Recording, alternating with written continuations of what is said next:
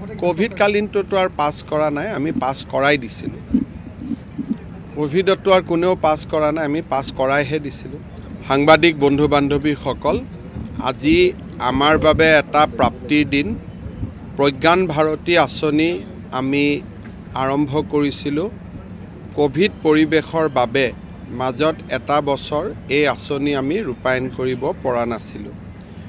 অসমত আমি 60% নম্বৰ লৈ উচ্চতৰ মাধ্যমিক পাছ কৰা ছাত্ৰীসকলক প্ৰতি বছৰে একোখনকৈ স্কুটি ডক্টৰ বাণীকান্ত কাকতি বঁটা নামেৰে আমি প্ৰদান কৰোঁ।